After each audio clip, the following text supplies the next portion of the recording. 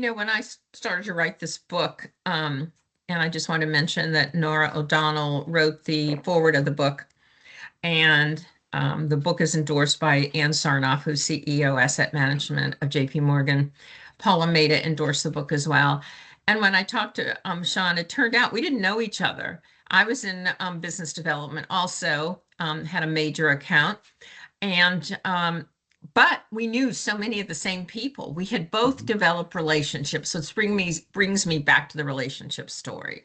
So as went through and pivoted through in the organization, you develop relationships along the way. So when you got to the top guy to say, hey, consider me for sales, it was a no-brainer. He just had to go back and get everybody to sign off on it. But Sean, you've built, a great reputation for yourself there over the 15 years. So he'd be crazy not to put you in sales. And of course, when you hear the numbers and how you built a successful business there in a very short period of time, I'm sure they miss you greatly and would love to have you come back. I want to just ask you one other thing. You were so successful at KPMG for 15 years. And so I wanted to know, did any other top consulting firms come to steal you away? Like it's very much a tradition. And if so, how did you evaluate, well, do I stay or go? You clearly stayed, but I was just wondering if you had a few tips on that. For sure. I was very much like bleed blue kind of guy. I mean, I've had one girlfriend my whole life. My wife and I have been together for over 22, 23 years now. I've lived in one city my whole life. And with the exception of working for myself now, I've only had one employer my whole life. So I had a little bit of that sort of loyalty going for or against me. It depends on who you ask. But I had no intentions of leaving KPMG, with the exception of as part of that 18 to 24 months, like I mentioned. Like, I'm raising my hand, I'm advocating for myself, I'm trying to build relationships in the other department now that I want to go work for, because I think that's what will make me happy. I don't know for sure, but I think that's what will make me happy. If eventually it was like, Sean, if you bring this up again, you're out. Like, we can't, you're either in or you're out. Make a decision. There were times that I probably would have had to leave KPMG because I was so caught up in this idea that this is what I want to go do. It never came to that point because it was a big enough firm, and I had, to your point, had built decent enough relationships that we could have candid conversations about what would make me happiest and most successful. So I'll give KPMG a lot of credit in that respect, even though I'm talking about what I would have done. It's only because we only have so much time to talk about this. They, as a firm, were also open and receptive towards a lot of this. When I did get calls from others to join them, there's a switching cost, right? There's an opportunity cost. There's a switching cost. You have to rebrand yourself. It's fine. I can do it. Do I want to? And if I'm going to switch and go somewhere else, it can't be for an extra 10K a year. I just don't subscribe to that. I don't believe in the idea that it's worth it to me to leave something that I'm happy and making good enough money, and I have a secure base. I had a family fairly early. I mean, I was 26 or so, and a couple of kids and all that stuff. So like, there was always that switching cost that was kind of high. And every time I interviewed or looked at anywhere else, like, it was always grass is greener type situation. I used the term same circus, different clowns earlier. It kind of felt that same way. And I like the clowns I work with. Like, they're my clowns. They're my friends. They're my family. So I never really had the desire to go anywhere else. More money gets thrown around once in a while, or hey, you could be VP, but VP doesn't mean anything anymore. Like, everybody's a VP. So sometimes the title, the money gets thrown around, but yeah, like I never really had too much desire to go anywhere else other than go and work for myself. And the other thing I'll say too is a friend of mine taught me this. One of my big supporters when I moved over to marketing was the chief marketing officer, who's now one of my best friends, Chris Goodman. He's no longer at KPMG, but he gave me this advice and I loved it. He said, if you're ever considering going anywhere else or doing anything else, and it's a tactical exercise, but he said, how much money do you need to survive for your family? Like, keep the lights on, keep the roof over your head, food on the table. What's the minimum compensation you need to survive? Put that number at the top of the page. And then underneath that, list 5 of the main qualities you're looking for in your next employer or next position or next job. Work-life balance, limited travel, work from home capabilities, you name it. Like, what are the qualities? Good culture, upward mobility. Okay. List your top 5. Then give them all dollar values. And this is like a weird exercise, but you give them all dollar values. How much money would I have to pay you to overlook that top 5 quality? And what you do is, when you're interviewing or you're looking at other opportunities, someone comes along and they're like, hey, here are your top 5 qualities you're looking for. This position only has 3 of those 5. Okay. I can make some concessions here and there. What are those 2 values that this position doesn't have? What are those 2 values worth to me? What's that dollar amount? Add it to your minimum required compensation, and that's my new floor. Whatever the position is has to be paying me more than that in order to give up those 2 qualities.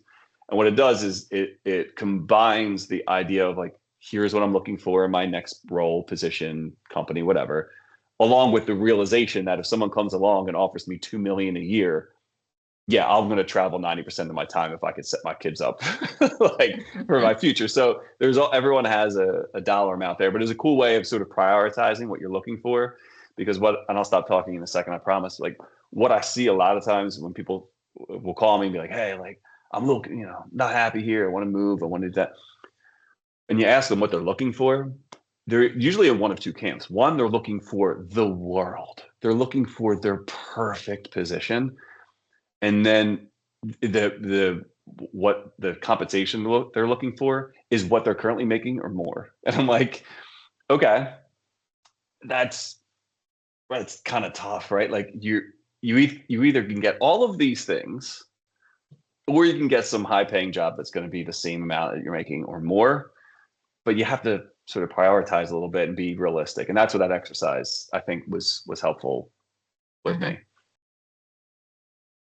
Well, I just want to mention, Mastering the Corporate Chess Game has been published by Georgetown University Press, which is a top-notch press. We didn't self-publish. We wanted the best. We also have, Sean is one of our contributing authors. He's one very strong contributing authors, highly respected in the industry. Our other contributing authors are also in different industries and highly respected. And everybody says, tell me what the Mastering Chess Game is. It's a playbook for deciphering the workplace norms in the formative stages of one's career. So it could be relatable experiences. The book equips readers to really have the tools and the mindset to be able to make the right moves for their career advancement. We are donating as a group the proceeds of the book to the McDonough Business School, and you can buy the book on Amazon. But before we head out, I wanted to see if anybody, we have a few minutes left, you wanted to ask Sean any questions before we have to head out. If anybody wants to ask him any questions, please do. Take yourself off mute. We have like 5 minutes left. Any questions, anybody? Well, while we're thinking of questions, Cindy, one thing I didn't mention that I wanted to mention was writing this chapter for your book was really a cool experience, and I loved it. But the one thing that sort of I feel like I should caveat, like, when I wrote that chapter, it seemed like I sort of had it all figured out because I only had a chapter to describe sort of the strategy. So it's clean. It's like, hey, here's what it was. Like, here's what happened, because I know it ended with me ultimately doing what I wanted to do and feeling happy and fulfilled and successful. So, like, I know that it ended well. So everything seemed clean. The one thing I will mention, though, is, like, throughout all of those processes, there are many times that I have to remind myself, and this is what I'll sort of leave as my parting remark.